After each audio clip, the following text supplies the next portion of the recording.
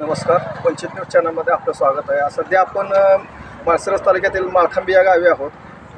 या ठिकाणी संत ज्ञानेश्वर पालखी मार्ग पलीकडल्या साईडला दिसत आहे, बायपास.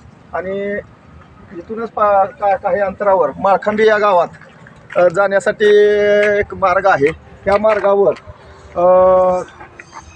काल रात्री 6:30 ते 6:45च्या दरम्यान भीषण अपघात झालेला आहे. या ठिकाणी ह्या अपघातामध्ये शरणोबी फतेलाल